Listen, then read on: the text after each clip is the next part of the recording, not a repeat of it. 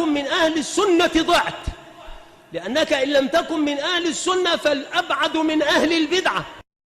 بسم الله الرحمن الرحيم الحمد لله رب العالمين والصلاة والسلام على أشرف المرسلين سيدنا محمد وعلى آله وأصحابه أجمعين أما بعد أيها الإخوة Assalamu alaikum wa rahmatullahi wa barakatuh. Aujourd'hui, nous allons parler d'un sujet qui est extrêmement important. Comme vous le savez, les gens sont de plusieurs catégories. An-nas ou ajnas. Nous avons des personnes bienveillantes, des personnes gentilles, des personnes qui, lorsqu'on a besoin d'eux, sont là pour nous aider, pour nous épauler.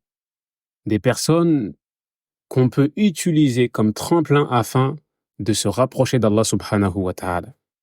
Et en même temps, on a des personnes qui peuvent être des épreuves pour nous, dans le sens où ils peuvent nous faire du mal, nous briser. Et ces personnes-là, leur bonheur réside dans ces choses-là, le fait de faire du mal autour d'eux. Toute personne a connu des gens mauvais. Et maintenant, notre posture en tant que musulman, à ces moments-là, doit être comment? Comment le musulman, ou plutôt quelle posture le musulman doit adopter lorsqu'il est éprouvé par une personne méchante, une personne mauvaise qui veut le nuire? Inch'Allah, pour plus de détails, on a une conférence qu'on a faite il y a plusieurs années de Cheikh al-Islam Ibn Taymiyyah, intitulée « Comment patienter sur le mal des créatures ?» Donc, dans cette conférence-là qu'on a faite en 2 fois, Cheikh al-Islam Ibn Taymiyyah détaille sur 20 points exactement comment patienter sur le mal des créatures. Mais aujourd'hui, le but, c'est de prendre quelques précautions afin de voir cela sous un angle différent, de voir cela d'une manière différente, afin d'encaisser cela d'une meilleure manière, afin d'avoir al-iktisab, afin de prendre des hasanats en même temps qu'on patiente sur ce mal-là qui peut provenir de ces personnes-là qui sont mauvaises. Tout d'abord, il faut savoir que lorsqu'on est touché par un mal, il faut savoir que cela vient d'Allah subhanahu wa ta'ala. Allah subhanahu wa ta'ala dit dans le Coran, Alif Lam Mim. Ahasiba an-nasu an yutraku an yaqulu amanna wa hum la yuftanun. Est-ce que les gens vont penser qu'ils vont être délaissés ainsi en disant nous avons cru sans être éprouvés? وَلَقَدْ فَتَنَّا الَّذِينَ مِنْ قَبْلِهِمْ فَلَيَعْلَمَنَّ اللَّهُ الَّذِينَ صَدَقُوا وَلَيَعْلَمَنَّ الْكَاذِبِينَ. Certes, nous avons éprouvé ceux qui sont venus avant eux. Et certes, Allah subhanahu wa ta'ala connaît certainement ceux qui disent la vérité ainsi que ceux qui mentent. Nous avons d'autres versets qui vont dans ce sens-là. Comme c'est venu dans Surat al-Mulk, الَّذِي خَلَقَ الْمَوْتَ وَالْحَيَاةَ لِيَبْلُوَكُمْ أَيُّكُمْ أَحْسَنُ عَمَلًا. C'est celui qui a créé la mort ainsi que la vie afin de vous éprouver. Qui de vous est le meilleur en œuvre? C'est lui le puissant et le pardonneur. Et on va finir avec encore un seul verset afin de ne pas trop s'étaler dessus car l'idée d'avoir un petit rappel pas très long. Allah subhanahu wa ta'ala dit dans Surat Muhammad وَلَوْ شَاءَ اللَّهُ لَانْتَصَرَ مِنْهُمْ. Et si Allah avait voulu, alors il aurait pris le dessus sur eux. وَلَكِنْ لِيَبْلُوَ بَعْضَكُمْ بِبَعْضٍ. Mais afin qu'il vous éprouve les uns par les autres. Donc lorsque on est éprouvé par des personnes autour de nous, des personnes qui peuvent nous faire de mal, que ce soit intentionnel ou pas, on se doit d'avoir la bonne pensée, la bonne opinion de notre Seigneur et dire que cela est pour notre bien. Car lorsque Allah subhanahu wa ta'ala descend une épreuve sur son serviteur, c'est pour plusieurs choses. Premièrement, il fait descendre l'épreuve sur son serviteur لِيَرْفَعَهُ أو لِيَرْفَعَ دَرَجَتَهُ, afin de l'élever en rang. Car lorsqu'Allah subhanahu wa ta'ala veut un degré élevé pour son serviteur et que ce serviteur-là n'arrive pas à l'atteindre de par ses bonnes actions, alors il fait descendre sur lui l'épreuve. Et lorsque son serviteur patiente d'une belle patience, alors de par cela, il va atteindre ces degrés-là qu'Allah subhanahu wa ta'ala a voulu pour lui. Deuxièmement, Allah subhanahu wa ta'ala éprouve ses serviteurs afin de distinguer entre les bons et les mauvais, afin de savoir qui croit vraiment et qui est hypocrite. Encore une fois, Allah est savant de toutes choses, mais c'est pour que cela soit une preuve contre le serviteur le jour du jugement. Ensuite, troisièmement, Allah subhanahu wa ta'ala fait descendre l'épreuve sur le serviteur afin d'expier ses péchés, afin que ce soit une expiation pour ses péchés. Comme le prophète sallallahu alayhi wa sallam a dit, La yazalu al-bala'u bil mu'min, aw al-mu'mina, fi jasadihi, wa fi malihi, wa fi waladihi, hatta yalqa Allah wa ma alayhi min khati'ah. L'épreuve ne cesse de tomber sur le croyant ainsi que la croyante, que ce soit dans son corps ou sur son corps, sur ses biens, sur ses enfants, jusqu'à ce qu'il rencontre Allah subhanahu wa ta'ala sans avoir aucun péché. Quatrièmement, Allah subhanahu wa ta'ala fait descendre l'épreuve sur le serviteur afin qu'il raisonne, afin qu'il revienne vers Allah subhanahu wa ta'ala. Allah subhanahu wa ta'ala dit dans Surat Al-An'am, verset 42, Nous avons certes envoyé des messagers aux communautés avant toi, c'est-à-dire le prophète sallallahu alayhi wa sallam. Ensuite, nous les avons saisis par l'adversité ainsi que la détresse. Peut-être, ils supplieront la miséricorde d'Allah subhanahu wa ta'ala. فلولا إذا جاءهم بأسنا تضرعوا ولكن قست قلوبهم وزين لهم الشيطان ما كانوا يعملون. Pourquoi lorsque notre rigueur leur vient, n'ont-ils pas supplié la miséricorde d'Allah subhanahu wa ta'ala? Mais leur cœur s'était endurci et le diable, le shaitan, a enjolivé à leurs yeux ce qu'ils faisaient. Donc lorsque l'épreuve vient, il se peut que cela soit une cause afin qu'on réfléchisse, afin qu'on revienne vers Allah subhanahu wa ta'ala repentant. Ensuite, une chose très importante à savoir, c'est que l'épreuve, le croyant ne doit pas demander l'épreuve pour avoir les fruits de celui qui patiente. Les pieux prédécesseurs ne demandaient pas à Allah subhanahu wa ta'ala de les éprouver en disant oui, lorsque Allah subhanahu wa ta'ala aime un serviteur, alors il l'éprouve. Donc, on va demander à Allah subhanahu wa ta'ala de nous éprouver. Non, cela ne faisait pas partie de la compréhension des pieux prédécesseurs. Mais lorsque l'épreuve descendait sur eux, alors ils se réjouissaient. Et lorsque l'épreuve ne venait pas, alors ils se remettaient en question, afin d'œuvrer encore plus. Telle est la façon dont nous devons nous comporter vis-à-vis d'Allah subhanahu wa ta'ala. Et il y a plusieurs façons de repousser les épreuves lorsqu'elles descendent sur nous. Car encore une fois, lorsque l'épreuve descend, certes c'est quelque chose dont il y a des mérites derrière. Comme on a cité le fait qu'Allah subhanahu wa ta'ala expie nos péchés, le fait qu'Allah subhanahu wa ta'ala nous élève en degré, le fait qu'Allah subhanahu wa ta'ala veut qu'on revienne repentir vers lui, etc., etc. Mais il faut savoir que le prophète sallallahu alayhi wa sallam, comme on a dit, ainsi que ses compagnons les plus prédécesseurs, ne demandaient pas l'épreuve.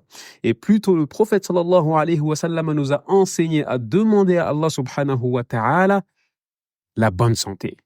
Al-afu wal-afiya. Comme il a recommandé à son oncle, lorsqu'il dit « Ya Abbas, salillah la-afiya » demande à Allah subhanahu wa ta'ala la bonne santé. Donc, parmi les meilleurs moyens avec lesquels nous pouvons repousser le mal des créatures, il y a az-zikr. Et aujourd'hui, incha'Allah ta'ala, le but de ce rappel-là même est de tourner autour d'un zikr spécifiquement que le prophète sallallahu alayhi wa sallam nous a appris. Et ce zikr-là est immense. Lorsqu'on est éprouvé, on le répète, afin qu'Allah subhanahu wa ta'ala dissipe cette chose-là de nous. Mais avant même de rentrer dans ce hadith-là, ce zikr-là, j'aimerais partager avec vous le sens même du zikr. Ce zikr qu'on entend autour de nous, le zikr, qu'est-ce que ça veut dire, le zikr? Il faut savoir que le zikr son sens tourne autour de deux choses. Comme Ibn Faris dit.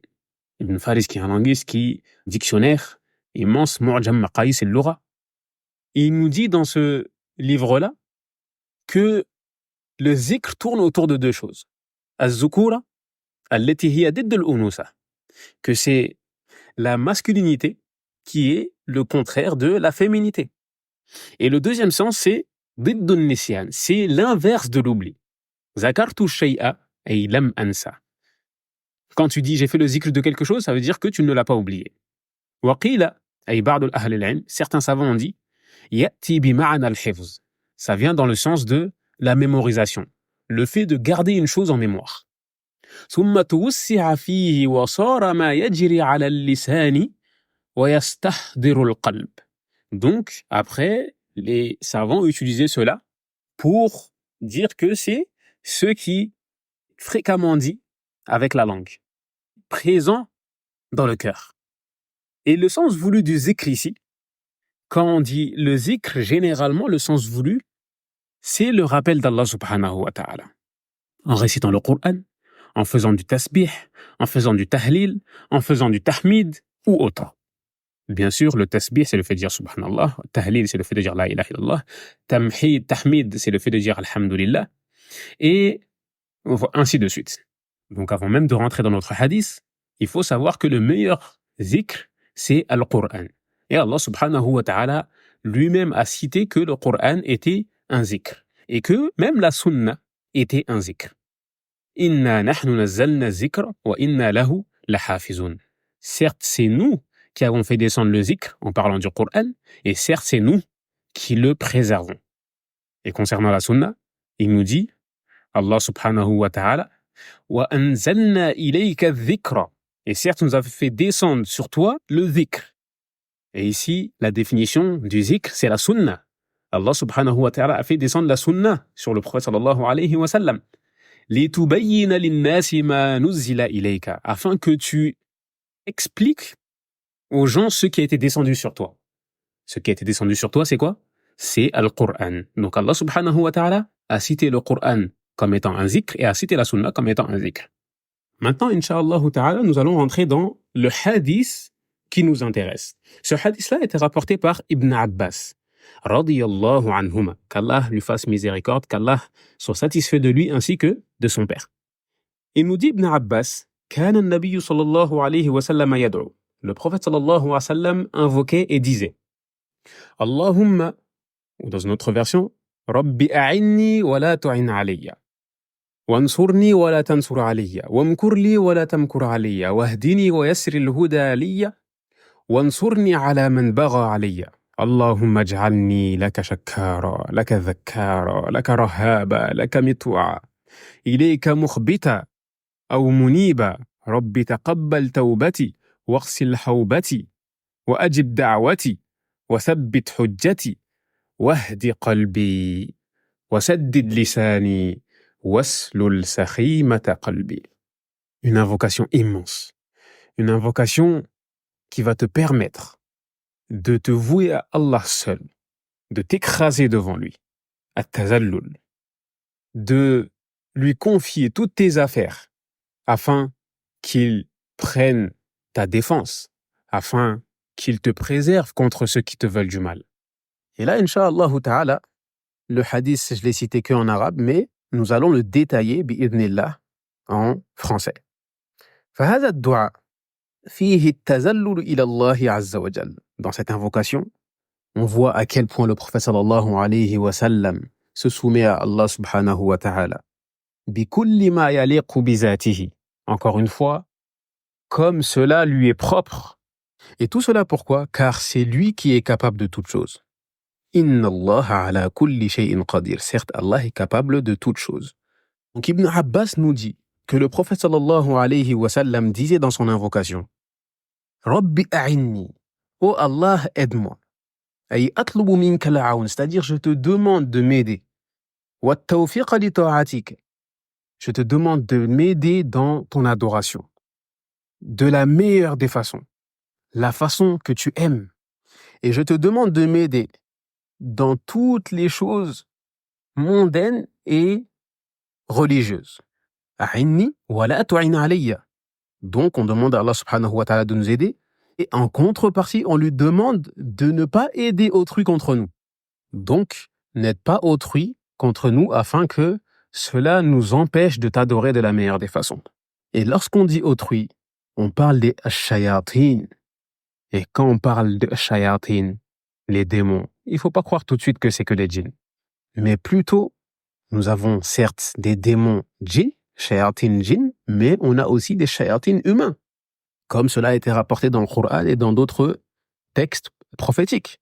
Et on lui demande aussi, comme certains savants ont dit, on lui demande de nous aider contre notre propre nafs. Car, encore une fois, l'âme ordonne au mal, l'âme incite au mal. Comme c'est venu dans le Coran, Inna an-nafsa la'ammaratun bis-sou, dans Surat Yusuf. Certes, l'âme incite au mal. Puis nous dit le prophète sallallahu alayhi wa sallam, Wamkur li wal makru, et il nous dit, et utilise ton stratagème en ma faveur. Wal makru huwa al-khida'. Donc, al-mak, c'est le stratagème. C'est le fait qu'Allah subhanahu wa ta'ala mette en place son stratagème de sorte que ses ennemis ne s'en rendent même pas compte. Fahuwa sifatu kamalin fi haqqillah. Lorsqu'on parle de stratagème, qu'on parle de ruse, pour le serviteur, c'est quelque chose de mauvais. Lorsqu'on parle de stratagème, le fait de ruser, mais lorsqu'on parle de cela fi haqqillah, c'est-à-dire lorsqu'on parle d'Allah et on dit qu'Allah subhanahu wa ta'ala fait des stratagèmes, alors ici, c'est quelque chose de magnifique, c'est quelque chose de complet. Car je vais vous donner un exemple afin que vous compreniez. Si une personne vient ruse contre toi, alors ici, ce sera quelque chose de lâche. Mais si une personne vient ruse contre toi, et toi, tu vois venir sa ruse, et tu la contres avec un stratagème encore meilleur, alors ici, ton stratagème aura été parfait. Et c'est de cette façon-là qu'Allah subhanahu wa ta'ala utilise son stratagème. Donc ici, le prophète sallallahu alayhi wa sallam, qu'est-ce qu'il fait? Ou plutôt, qu'est-ce qu'il dit? Il demande à Allah subhanahu wa ta'ala d'utiliser ce stratagème-là qui est parfait, car il vient d'Allah subhanahu wa ta'ala, contre ceux qui lui veulent du mal. Et ensuite, il dit, Wala tamkur alayya, et n'utilise pas ce stratagème-là contre moi. Donc encore une fois, pour être clair, cet attribut-là qu'on affilie à Allah subhanahu wa ta'ala, c'est un attribut qu'on lui affilie lorsque c'est en retour contre une personne qui utilise la ruse contre Allah subhanahu wa ta'ala. Donc Allah subhanahu wa ta'ala répond avec un stratagème parfait, magnifique. Ensuite, le prophète continue en disant « Wahdini » et guide-moi.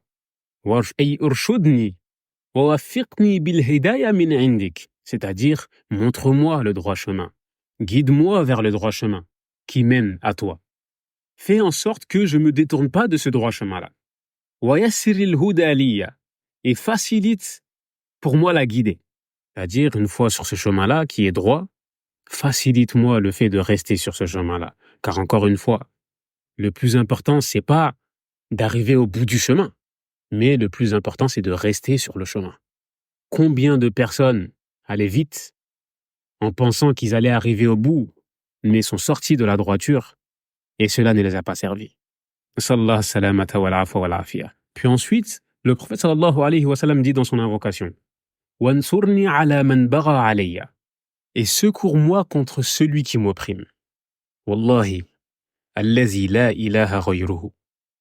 Si on plaçait notre confiance en Allah, comme on pouvait le faire avec certaines créatures en demandant de l'aide, alors Wallah, il nous aurait secouru. De la meilleure des manières. Il se peut que parfois, on a besoin d'aide, au lieu de directement se lever, prier, demander à Allah subhanahu wa ta'ala, se rabaisser devant lui, pleurer et lui demander. Alors non, on va tout de suite faire quoi? On va aller demander à un tel, donne-moi ceci ou donne-moi cela. Oui, c'est difficile, facilite-moi, et ainsi de suite. Alors que t'as Allah subhanahu wa ta'ala qui est généreux, qui donne sans compter.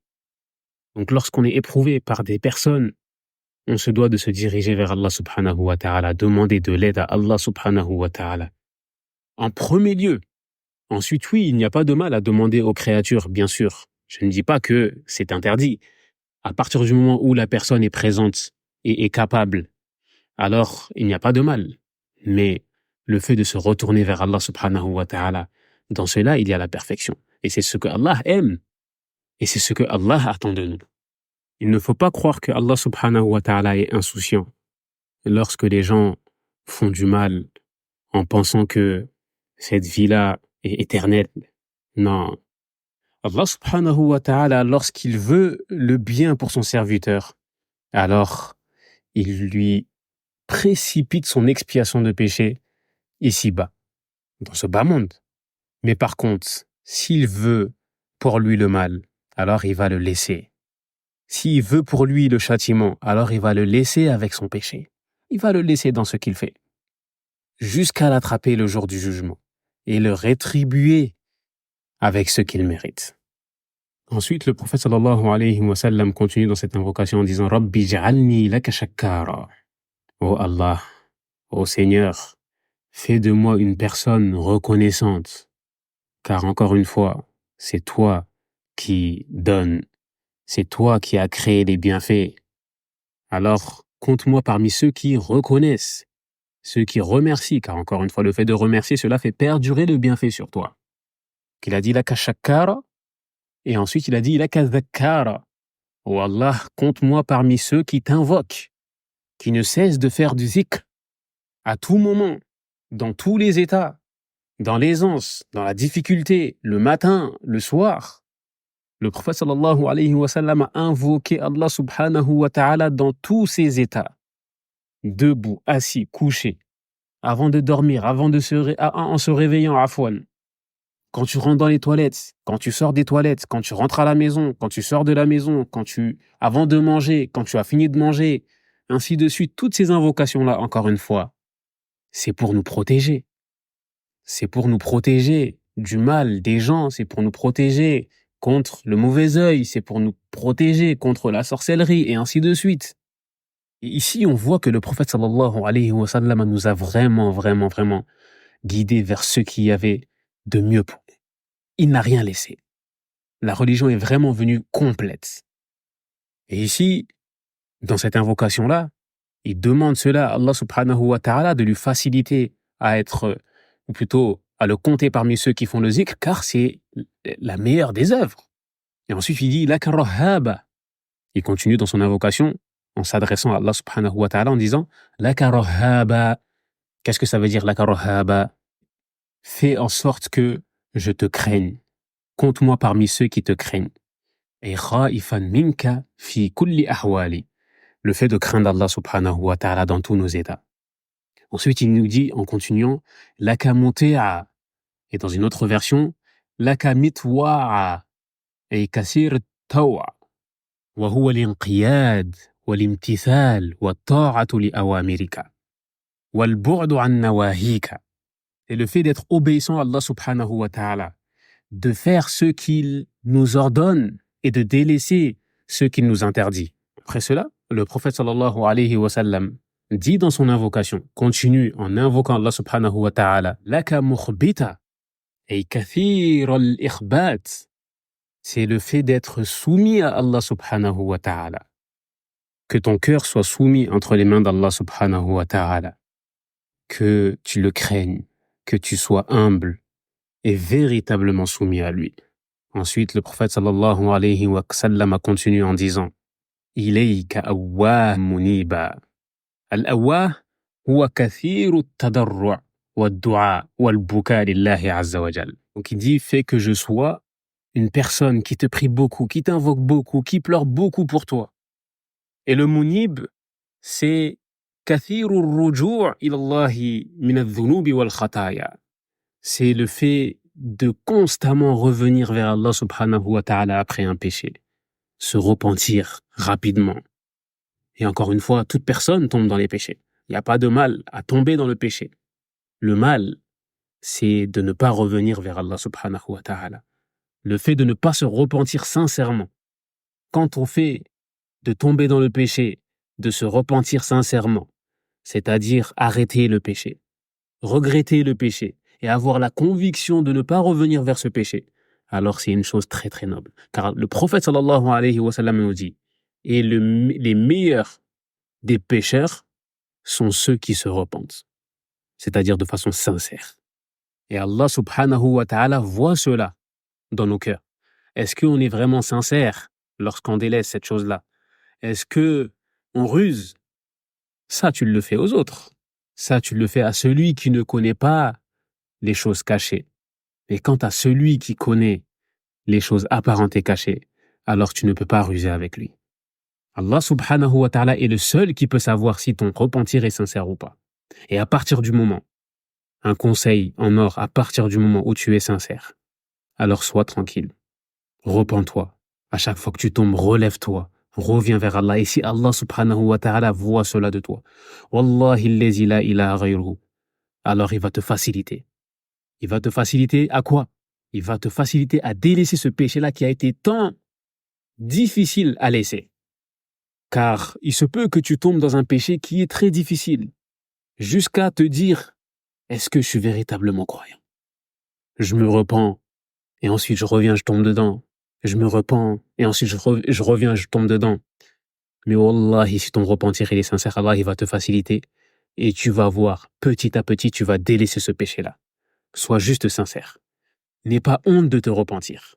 Bien au contraire, écrase-toi devant Allah subhanahu wa ta'ala. Et repens-toi, demande pardon, lève-toi, prie, prends tes ablutions, prie et demande pardon sincèrement. Et de cette façon-là, Allah subhanahu wa ta'ala va te faciliter. Et le fait de ne pas se repentir fait partie des ruses de Shaitan. C'est même pour cela que le prophète sallallahu alayhi wa sallam, après dans l'invocation, qu'est-ce qu'il dit? Rabbi taqabbal tawbati. Oh Allah, oh mon Seigneur, accepte mon repentir. Et ij'alha sahihatan bi shara'itiha wa adabiha. C'est-à-dire, ce repentir-là que j'ai fait, accepte-le. Fais en sorte que je le ramène avec ses conditions, ainsi que la bonne manière. Ce bon comportement-là qu'on doit adopter envers Allah subhanahu wa ta'ala. Wa taqabbalha minni, c'est-à-dire accepte-la. Il nous dit ensuite, warsil hawbati, ce qui veut dire, et lave mes péchés, lave mes fautes. Ici, encore une fois, quand il dit laver, c'est afin d'effacer toute chose, de ne laisser aucune trace, comme lorsque tu laves un vêtement qui est sale. Tu le laves afin qu'il devienne blanc et qu'il n'y ait aucune trace derrière cela. Que cette faute-là soit effacée totalement. Et il continue encore en disant « Wa ajib da'awati » et exauce mon invocation. Vous avez vu tout ce qu'il a dit depuis le début? Là, ici, il dit « et exauce mon invocation ». Et c'est-à-dire exauce toutes mes invocations. « Wa sabbit hujjati » c'est-à-dire raffermis mes arguments. Ici-bas, lorsque on appelle à Allah subhanahu wa ta'ala, lorsqu'on ordonne le bien, lorsqu'on interdit le mal, on demande à Allah subhanahu wa ta'ala de nous raffermir sur cela, car c'est des bonnes choses. Et on demande à Allah subhanahu wa ta'ala de raffermir nos arguments.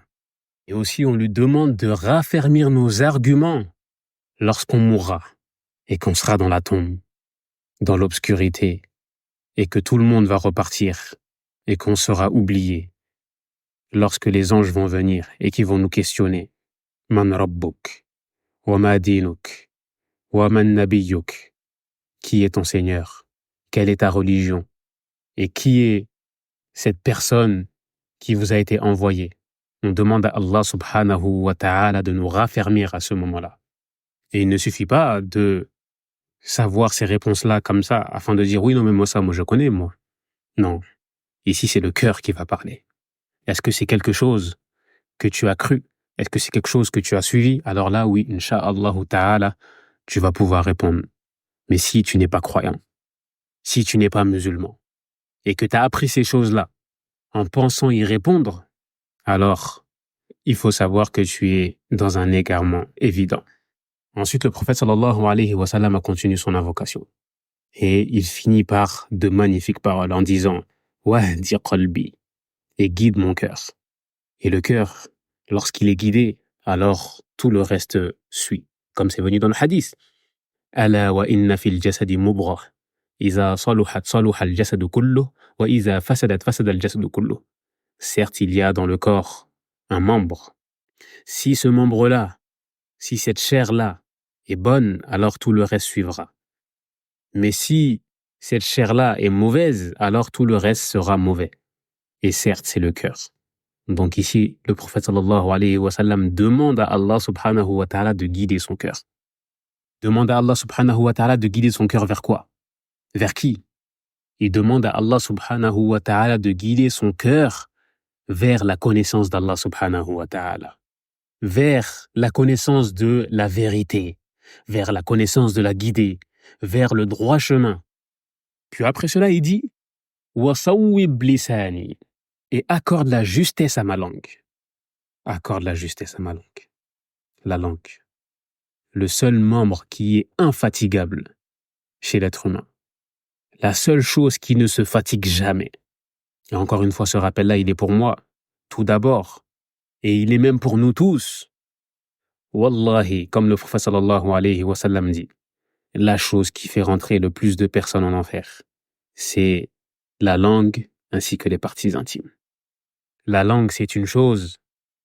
Lorsqu'on l'utilise dans ce qui est mauvais, alors qu'il faut savoir que c'est quelque chose qui peut nous mener au fin fond de l'enfer. Le prophète sallallahu alayhi wa sallam, qu'est-ce qu'il dit dans le hadith? Certes, le serviteur peut parler d'une parole sans même y prêter attention et cette parole-là va le mener au fin fond de l'enfer. Mais aussi en contrepartie, car il ne faut pas toujours faire peur, en contrepartie, cette langue-là, on peut l'utiliser dans des choses magnifiques qui vont faire qu'on va atteindre les hauts degrés du paradis.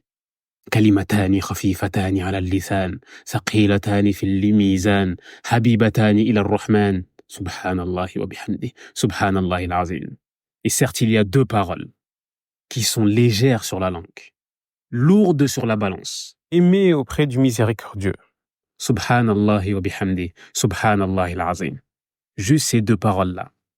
Deux paroles immenses qui peuvent te faire gagner en hasanat le jour du jugement. Donc notre langue, on doit l'utiliser dans ce qui est bien. On ne doit pas être vulgaire, on ne doit pas être grossier, on ne doit pas mentir, on ne doit pas faire de faux témoignages. Car encore une fois, tous nos membres vont attester, vont témoigner contre nous le jour du jugement. Comme Allah subhanahu wa ta'ala t'a permis de parler avec ta bouche, alors il va te permettre, ou plutôt il va permettre à tes membres de témoigner contre toi le jour du jugement. Que ce soit ta main si tu as fait du haram avec, si tu as volé. Que ce soit tes jambes si tu es parti à un endroit où il y a du haram. Donc, craignons Allah subhanahu wa ta'ala dans ce qu'il nous a accordé. Il y a des personnes qui n'ont même pas la capacité de parler, qui donneraient tout pour ne serait-ce que faire le zikr d'Allah subhanahu wa ta'ala. Il y a des personnes qui n'ont pas de main. Il y a des personnes qui n'ont pas de jambes. Il y a des personnes qui ne voient pas. Il y a des personnes qui n'entendent pas.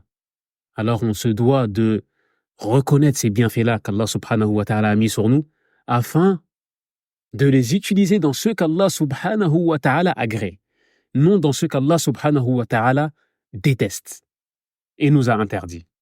Donc le prophète sallallahu alayhi wa sallam ici il nous dit quoi? Accorde la justesse à ma langue. C'est-à-dire hatta la yantiqa illa bil haqq. Accorde la justesse à ma langue afin qu'elle ne dise que le vrai. Wa la yaqula illa as-sidq. Afin qu'elle ne dise que la vérité. Il nous dit après dans l'invocation waslul sakhimata qalbi. Et ça c'est la dernière invocation. Et regardez ici comment le prophète sallallahu alayhi wa sallam finit son invocation. Le prophète sallallahu alayhi wa sallam, il faut savoir que c'était la personne la plus douce, la personne la plus humble.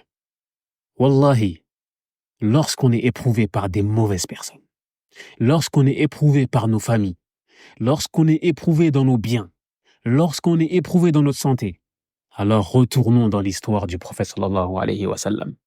On va voir à quel point il était éprouvé. Premièrement, il était connu pour être le véridique. Il était connu pour être celui qui gardait les dépôts, celui qui gardait les amanats. Il était connu pour être la meilleure des personnes à son époque. Et je vous parle de cela avant la révélation. Je ne vous parle pas de cela après la révélation. Et même après la révélation, ceux qui le combattaient lui déposaient des dépôts car c'était le digne de confiance. Le prophète sallallahu alayhi wa sallam a eu combien d'enfants? Il a eu 7 enfants exactement. 6 d'entre eux sont décédés pendant qu'il était encore en vie. Tous ces garçons sont décédés alors qu'ils étaient en bas âge. Il a été traité de menteur. Il a été traité de sorcier. Il a été traité de arraf. Arraf, c'est celui qui va lire dans les contes anciens, etc., dans ce qui est passé. Il a été traité de poète. Il a été traité de fou. On a dit que des djinns lui apportaient ces choses-là. On a dit des choses vraiment immondes sur lui. Mais wallahi, il a patienté. De la meilleure des manières. On l'a combattu.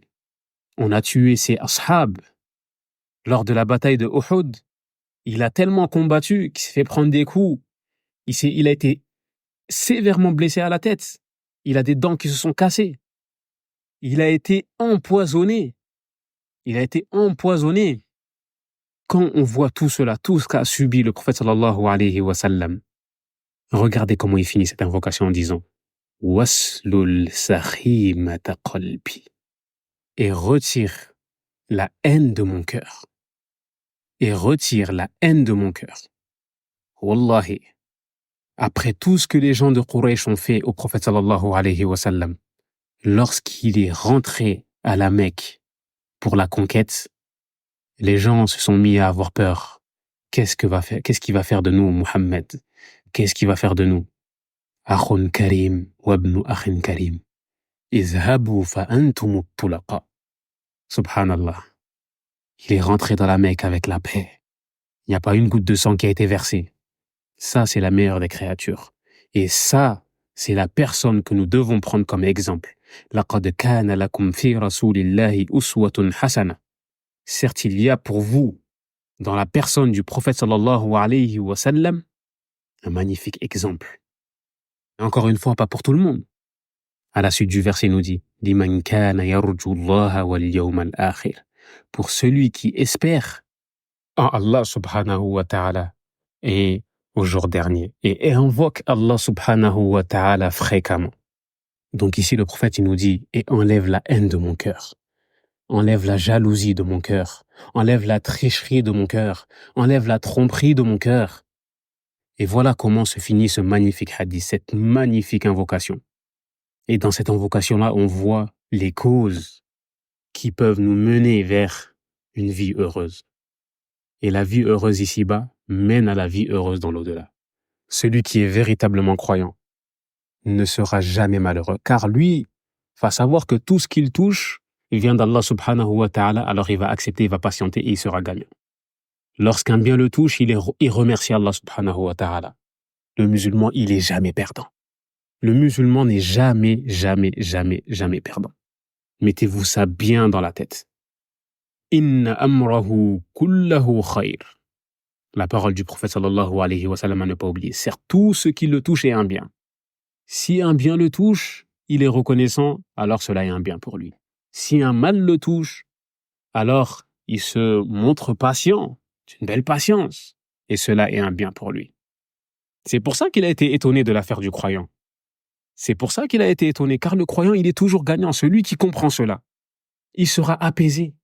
Il va rencontrer Allah subhanahu wa ta'ala. Ya ayyatuha nafsul mutma'inna. Ô toi, apaisé.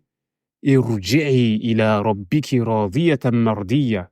Retourne vers ton Seigneur, satisfaite et agréée. Fadkhuli fi ibadi. Entre donc parmi mes serviteurs. Wadkhuli jannati. Et entre dans mon paradis. Fahaza ma tayassara li. C'est ce que j'ai voulu partager avec vous concernant cette magnifique invocation. Une invocation qui s'écrit avec de l'or, qui s'écrit avec ma'ul aynayn, c'est-à-dire avec les larmes. On demande à Allah subhanahu wa ta'ala de nous faciliter et de nous accorder la réussite et d'éloigner de nous toute personne qui veut notre mal et de nous rapprocher de toute personne qui veut notre bien. Et on demande à Allah subhanahu wa ta'ala de nous accorder le haut degré du paradis. On demande à Allah subhanahu wa ta'ala de faire miséricorde à nos défunts. Et on demande à Allah subhanahu wa ta'ala surtout de nous faciliter et de faciliter à nos frères qui sont opprimés partout dans le monde, de façon générale, et spécifiquement en Palestine. On demande à Allah subhanahu wa ta'ala de le secourir. On demande à Allah subhanahu wa ta'ala de nous aider à leur venir en aide, peu importe les moyens, que ce soit financier, que ce soit en invocation ou autre. On demande à Allah subhanahu wa ta'ala d'attendrir nos cœurs vis-à-vis de nos frères. فسبحانك اللهم وبحمدك أشهد أن لا إله إلا أنت أستغفرك وأتوب إليك. السلام عليكم ورحمة الله وبركاته.